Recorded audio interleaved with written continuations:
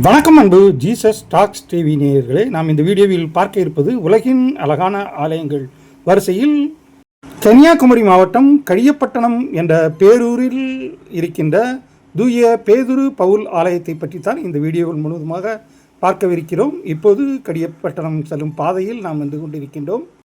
நீங்களும் இந்த ஆலயத்திற்கு வர வேண்டுமென்றால் நாகர்கோவில் டு குளச்சல் மேற்கு கடற்கரை சாலையில் குளச்சலிலிருந்து வரும்போது மணவாளக்குறிச்சி பாலத்தை தாண்டியவுடன் வலதுபுறம் கடியப்பட்டணம் என்ற போர்டு வைக்கப்பட்டிருக்கும். அந்த பாதையில் வந்தால் கடியப்பட்டணம் என்ற அழகான பேரூரை நீங்கள் பார்க்கலாம். அதேபோல் நாகர்கோவிலிருந்து குளச்சலுக்கு வந்தால் அம்மாண்டிவிளையிலிருந்து இடதுபுறம் திரும்பினால் முட்டம் வழியாகவும் இந்த கடியப்பட்டணம் பேரூரை அடையலாம். பாருங்கள், இப்போது நாம் ஆலயத்திற்குள் செல்லலாம். இந்த கடியப்பட்டணம் மாநகருக்கு 1000 வருட வரலாறு உண்டு. இந்த ஆலயத்திற்கு 440 வருடங்களுக்கு மேல் பாரம்பரியமான வரலாறு உண்டு. இப்போது நீங்கள் பார்த்து கொண்டிருக்கின்ற ஆலயத்திற்கு 109 வருட வரலாறு இருக்கிறது. முழுவதும் கற்களால் கட்டப்பட்ட இந்த பேராலயம் ஒரு அழகான ஆலயம். கத்தோலிக்க புத்தகத்தில் ராயப்பர், சின்னப்பர் என்று அழைக்கப்படும் புனித பேதுரு மற்றும் பவுல் அவர்களின் பெயரால் இந்த ஆலயம் கட்டப்பட்டிருக்கின்றது. இதே கடியப்பட்டணத்தில் புனித அந்தோனியார் ஆலயமும் இருக்கின்றது. அந்த ஆலயத்தை நாம் அடுத்த வீடியோவில் விரிவாக பார்க்கலாம். இப்போது இந்த புனித பேதுரு மற்றும் பவுல் ஆலயத்தினுள் சென்று பார்க்கலாம். இதுதான் ஆலயத்தின் உள்புற தோற்றம். நாம் சென்றபோது யாருமே இல்லை. காலை 8:30 மணி அளவில் நான் ஆலயத்திற்கு சென்று விட்டேன். திங்கட்கிழமை ஆனதால் யாரும் காலையில் ஆலயத்தினுள் காணப்படவில்லை. அதனால் நாம் பொறுமையாக வீடியோ எடுக்க ஆரம்பித்தோம். இந்த ஆலயம் அமைந்துள்ள கடியப்பட்டணம் என்ற பேரூர் சுமார் 1000 ஆண்டுகளுக்கு முன்பு, அதாவது ராஜராஜ சோழன் காலத்திலேயே இங்கே சிறிய துறைமுகம் அமைக்கப்பட்டு ஒரு மீன்பிடி கிராமமாக இருந்து இன்று ஒரு பெரிய பேரூராக வளர்ந்து இன்று வரலாற்றில் இடம் பிடிக்கக்கூடிய 2 ஆலயங்களை கொண்டுள்ளது இந்த கடியப்பட்டினம். கன்னியாகுமரி மாவட்டத்திலேயே மிகவும் ஒரு பழமையான ஆலயங்களில் இதுவும் ஒன்றாகும். புனித சவேரியார் கையால் திருமுழுக்கு வழங்கப்பட்ட வரலாற்று சிறப்புமிக்க ஆலயம் இந்த புனித பேதுரு பவுல் ஆலயம். இந்த ஆலயம் கோட்டார் மறை மாவட்டத்திற்கும் முட்டம் மறை வட்டத்திற்கும் உள்ளே அமைந்துள்ளது. இங்கு இந்த ஆலயத்தை தவிர புனித அந்தோனியார் ஆலயம் இருக்கின்றது மற்றும் 6 குருசடிகள் இருக்கின்றன. தூய அந்தோனியார் குருசடி, தூய தோமையார் குருசடி, தூய பாத்திமா மாதா குருசடி, கிறிஸ்துராஜா குருசடி, அன்னை தெரசா குருசடி, சிலுவை நாதர் குருசடி. தற்போது இந்த பேரூரில் 2500 குடும்பங்கள் மற்றும் 76 அன்பியங்கள் இருக்கின்றன. ஞாயிறு காலை ஆராதனை காலை 5 மணி மற்றும் காலை 7 மணி மற்றும் மாலை 4:15 மணிக்கு என 3 ஆராதனைகள் நடைபெறுகின்றன.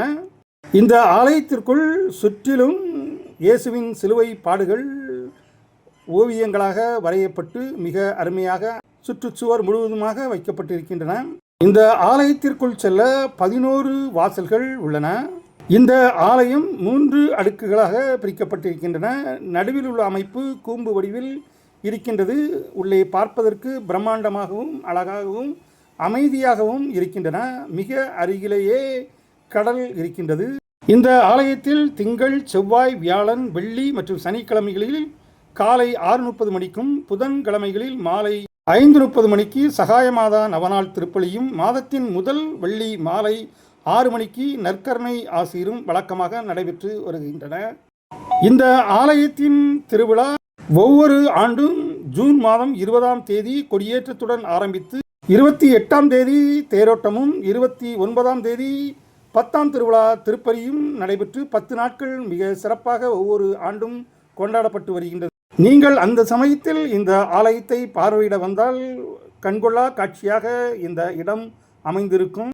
இந்த ஆலயத்தில் இதுவரைக்கும் 50ற்கு மேற்பட்ட பங்கு தந்தைகளும் 400க்கு மேற்பட்ட அருட்சகோதரிகளும் இந்த பங்குக்காக உழைத்திருக்கின்றார்கள். முன்னொரு காலத்தில் கடியலூர் என்று அழைக்கப்பட்ட இந்த ஊர் பாய்மர கப்பல்கள் பெருவாரியாக நங்கூரம் பாய்ச்சும் துறைமுக கழிமுக பகுதியானதால் கடியலூர் கடியல் பட்டணம் என்று ஆனது. தற்போது கடியப்பட்டணம் என்று செல்லமாக அழைக்கப்படுகின்றது. ராஜராஜ சோழன் கல்வெட்டில் கடியலூர் என்பது உள்நாட்டு பகுதிகள் உள்ளடங்கிய குறு நாட்டு கடியப்பட்டினம் என்று பெயர் பெற்றது. கடியப்பட்டணத்திற்கு நேர் தெற்கே 2.5 கடல் மைல் ஆழத்தில் சுமார் 20 மீட்டர் உயரம் கொண்ட ஆடு மேய்ச்சான் பாறைதான் கடல் கோளால் கொள்ளப்பட்ட குமரிக்கண்டம் அழிவதற்கு முன்பு குமரியின் தென்முனையாக கடியலூர், அதாவது கடியப்பட்டணம் இருந்திருக்க வேண்டும் என்பதற்கு ஆதாரமாக உள்ளது. புனித சவேரியார் அவர்கள்தான் குமரி கடலோர மக்களுக்கு திருமுழுக்க வழங்க முழு மூச்சாக செயல்பட்டவர். பூவார் தொடங்கி கொல்லங்கோடு, வல்லவிளை, தூத்தூர், பூத்துறை, தேங்காப்பட்டினம், இணையம், மிடாலம், வாணியக்குடி, குளச்சல், கடியப்பட்டினம், முட்டம், பள்ளம் ஆகிய ஊர்களுக்கு புனித சவேரியார் கிபி 1544 நவம்பர், டிசம்பர் மாதங்களில் தன் கையால் திருமுழுக்கு கொடுத்தார்.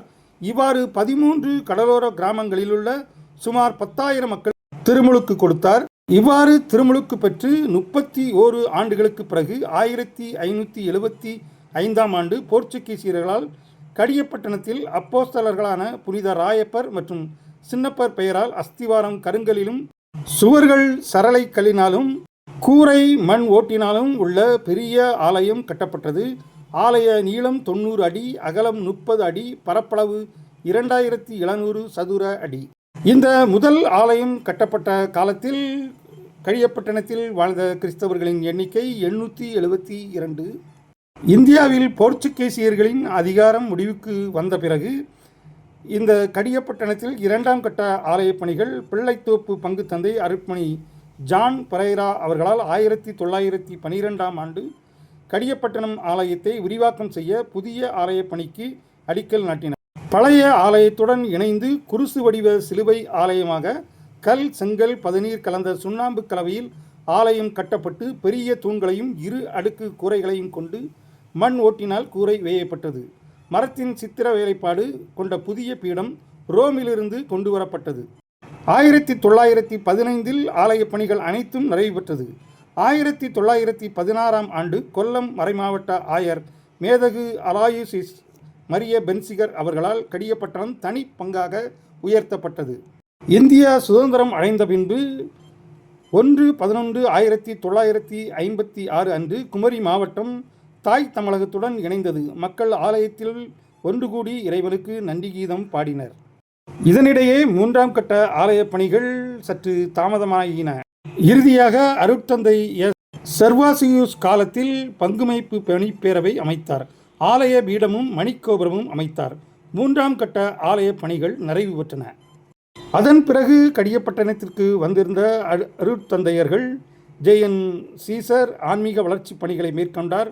அருட்தந்தை பி யூஜின் வீடுகளுக்கு குடிநீர் இணைப்பு பஞ்சாயத்து வழியாக பெற உதவி புரிந்தார்.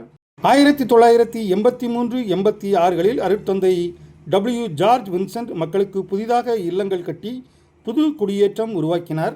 அருட்தந்தை ஏ தொபியாஸ் 1986-89 காலகட்டத்தில் மணவாளக்குறிச்சியில் பல்சமய நட்புறவு கழகத்தை உருவாக்கி இந்து, முஸ்லிம், கிறிஸ்தவர்களிடையே உரையாடலையும் உறவையும் வளர்த்து மக்கள் நன்மைக்காக இணைந்து போராட்டம் நடத்தவும் வழிகாட்டினார். 1990-95 காலத்தில் அருட்தந்தை இ ஒனாரியஸ் புனித பீட்டர் தொடக்கப்பள்ளியில் மறைமாவட்ட அனுமதி பெற்று நடுநிலைப்பள்ளியை ஆரம்பித்தார். ஆலயத்தின் வடக்கு பகுதியில் இப்போது இருக்கும் புதிய கூண்டு கட்டி முடிக்கப்பட்டது. புதிய பங்கு தந்தை இல்லம் கட்டப்பட்டு தியாகா என பெயர் சூட்டினார். நோயாளிகளுக்காக சிறப்பாக ஜபித்து வந்ததால் பல ஊர்களில் இருந்தும் நோயாளிகள் அருட்தந்தையுடன் வந்து ஜபித்து நலம் பெற்று செல்வார்கள். அருட்தந்தை ஜீனோ ஜோஸ் பிரகாஷ் மேத்யூ 2003-2006 காலகட்டத்தில் ஆலயத்திற்கு முன்புறமாக இருக்கின்ற அன்னை அரங்கம் கட்டப்பட்டு திறக்கப்பட்டது. 26/12/2004 அன்று காலை 9:30 மணிக்கு ஏற்பட்ட சுனாமி பேரலையில் கடியப்பட்டணத்தில் 32 பேர் பலியாயினர். பல வீடுகள் இடிந்தன, தொழிற்கருவிகள் சேதமடைந்தன. இவ்வேளையில் சாதி சமயம் பாராமல் மக்களெல்லாம் உதவிக்கரம் நீட்டினர். புனரமைப்பு பணிகளில் பல தொண்டு நிறுவனங்களும் ஈடுபட்டன. 32 வீடுகள் கட்டப்பட்டும் 500க்கும் மேற்பட்ட வீடுகள் பழுதும் பார்க்கப்பட்டது. இறுதியாக அருட்தந்தை எம் உபால்டு 2006-2011 காலகட்டத்தில் திடக்கழிவு மேலாண்மை திட்டத்தை செயல்படுத்தி முன்மாதிரி கிராமமாக்கினார். 3 கட்டங்களாக கட்டப்பட்ட புனித பேதுரு பவுல் ஆலயத்தை உள்ளும் புறமும் புதுப்பிக்கும் பணியை 24/9/2007 தொடங்கினார். ஆலயத்தின் 4 முகப்புகளும் புதிய வடிவில் அழகுற அமைக்கப்பட்டது. பீடம் புதுப்பிக்கப்பட்டு புதிய கொடிமரமும் வைக்கப்பட்டது. ஆலய புனரமைப்பு பணிகள் நிறைவு பெற்று 2010ஆம் ஆண்டு அர்ச்சிக்கப்பட்டது. இப்படி 441 ஆண்டுகள் பழமையான, அதாவது 3 முறை புனரமைக்கப்பட்ட தூய பேதுரு பவுல் ஆலய பங்கின் நூற்றாண்டு விழா கடந்த 2016ஆம் ஆண்டு திருவிழாவின் போது சிறப்பாக கொண்டாடப்பட்டது. ராயப்பரும் சின்னப்பரும் ஒரே ஆலயத்தில் இருப்பதால் இது ஒரு புண்ணிய பூமியாக கருதப்படுகிறது. இங்கு ஒரு அருட்கணியர் இல்லமும் 3 பள்ளிக்கூடங்களும் 3 மண்டபங்களும் கிராம பஞ்சாயத்து அரசு அமைப்புகளும் வங்கியும் உள்ள ஒரு பெரிய ஊராக இன்று அமைந்துள்ளது. இதற்கு மிக அருகேதான் முட்டம் கோவிலும் அமைந்துள்ளது. அந்த கோவிலையும் நாம் வரும் வீடியோக்களில் பார்க்கலாம்.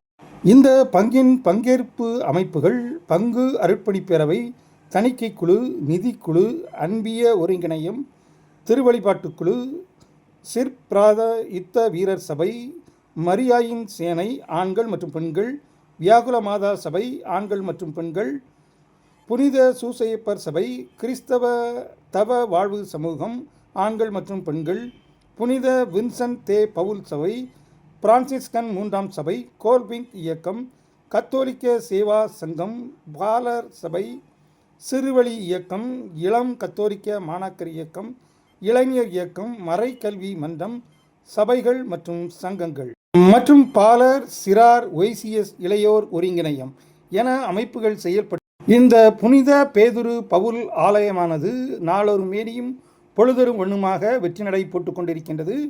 இவ்வாறான ஒரு அருமையான அழகு ஆலயம் மேற்கு கடற்கரை சாலையில் அமைந்திருப்பது, அதுவும் தமிழ்நாட்டில் நமது குமரி மாவட்டத்தில் அமைந்திருப்பது மிகவும் சிறப்பாகும். இந்த ஆலயத்தில் பார்க்க விரும்புபவர்கள் வடசேரியிலிருந்து எப்போது வேண்டுமானாலும் பேருந்தில் இங்கே வரலாம். இப்போது இந்த ஆலயத்தை நாம் முழுவதுமாக சுற்றி பார்த்து விட்டோம். உங்களுக்கு பிடித்திருக்கும் என்று நினைக்கின்றேன்.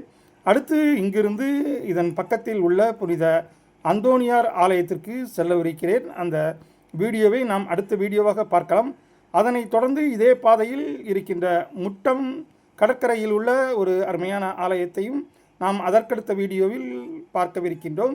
இந்த வீடியோவை பார்த்து கொண்டிருக்கின்ற நீங்களும் கன்னியாகுமரி மாவட்டக்காரர்கள் என்றால் உங்கள் ஊரிலும் இப்படிப்பட்ட அழகான ஆலயம் இருந்தால் நமது கமெண்ட் பாக்ஸில் ஆலயத்தின் பெயரையும் ஊரையும் குறிப்பிடுங்கள். நான் அங்கே வந்து ஆலயத்தை வீடியோ எடுத்து அதை நமது சேனலில் ஒளிபரப்ப காத்து கொண்டிருக்கின்றேன். இந்த வீடியோவில் 1000 ஆண்டுகள் பழமையான கடியப்பட்டினம் மாநகரையும் மற்றும் 440 ஆண்டுகளுக்கு மேல் பழமை வாய்ந்த புனித பேதுரு பவுல் ஆலயத்தையும் பார்த்திருப்பீர்கள் என்று நம்புகிறேன். என்ன நேயர்களே, இந்த அருமையான கடியப்பட்டினம் புனித பேதுரு பவுல் ஆலய வீடியோ உங்களுக்கு பிடித்திருக்கும் என்று நினைக்கின்றேன். பிடித்திருந்தால் நமது ஜீசஸ் டாக்ஸ் டிவி சேனலுக்கு சப்ஸ்கிரைப் செய்யுங்கள்.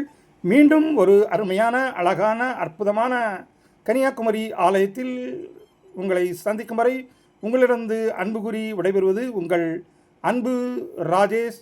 Jesus talks TV Kudankulam. நன்றி, நல்வணக்கம். மீண்டும் ஒரு அருமையான வீடியோவில் சந்திப்போம்.